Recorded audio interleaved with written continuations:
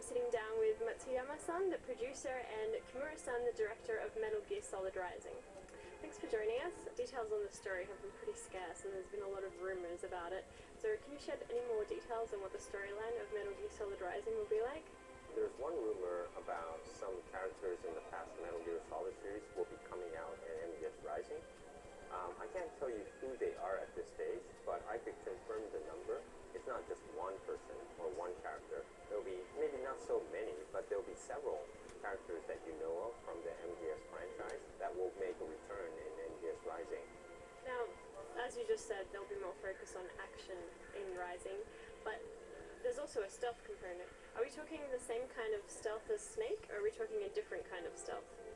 There'll be different stealth than the stealth that you know from the past MGS series. The reasoning of hiding, for instance, is you were trying to just hide so that the enemies will go away. You know, this kind of stealth, I think, will not be seen so much in MGS Rising. The concept of MGS Rising has the Zandatsu concept. Zan means to cut, and Datsu means to take.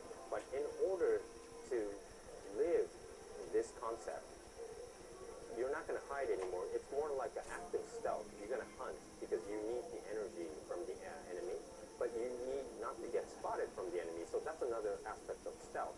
So we call it the hunting stealth. Raiden, as a cyborg, he has much more different abilities than Snake, and he has this super, powerful cyborg body, which I want to show everyone that he'll do incredible things, even though he's hiding from the enemy and jumping around.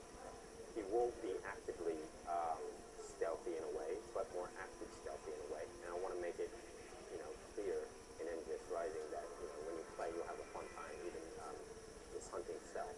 So this morning at Microsoft's press conference, you decided to show a demo of the watermelon cutting. So I guess, why did you pick that one to show off? At E3, when we showed the first trailer of it, there was at the very ending the cutting of the watermelon sequence. However, at Tokyo Game Show, for various reasons, we kind of cut that part out in the trailer that we show at Tokyo Game Show. So when people asked us to do a tech demo, we thought that it would make sense so that people feel connected after the E3 demo, and we'll explain our concept as well. So, that's why I selected that scene. Can you quickly just take us through the game mechanics of the actual cutting control? Because in that demo we saw that players will be able to cut through at different angles, represented by a blue arc on the screen.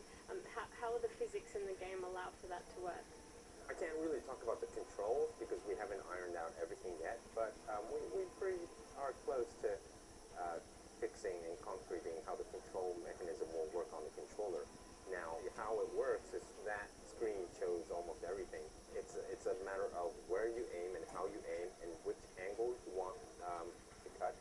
The blue arc, as you picked up, it represent which cutting plane, and the red line shows the actual cutting movement. At sometimes, at a point in the game, there are things that you cannot cut, so you have to adjust the angle and where you cut, and then make your move on slash. So that's how the mechanism will work. You've stated that you want this game to be for a wider audience. Do you believe that more Japanese developers should be focusing on making games that appeal to both the Western market and the Japanese market? And do you think there is value in doing this? It's clearly a fact that there are territories and markets outside of Japan which are much bigger. So I believe it makes sense to always think about the market other than Japan for the Japanese creators as well. I talk to creators and Japanese creators, and there are actually a lot of people who are thinking, more globally and trying to look at the market outside of Japan. But at the same time, what I try to think important is that we always have to think, what can a Japanese creator create that the Western creators cannot create? That will always be the key to us. So I'll keep asking myself about this as well. I agree partly what Matsuyama-san said, and I disagree kind of in a way what Matsuyama-san said as well. Like from my point of view as a director, on the technical side, technical enhancements and also the management side within the team, I think we have to really learn from our American and European publishers, because we think that aspect is way behind. I'm kind of talking about my team as well.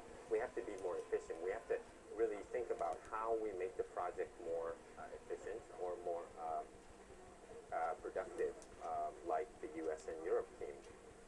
concerning how we make the product or the title, I agree with Masayama-san that we have to think about what Japanese creators are good at and what can we do. If we just copy what US creators and European creators do, we think that we could just come up with the same thing, and we don't want to do that. We want to, wow people saying that, oh, this was only possible from a Japanese creator, and that's one of my goals too. Well, thank you very much for your time, and make sure you check out GameSpot for more information on Metal Gear Solid Rising and an upcoming release date.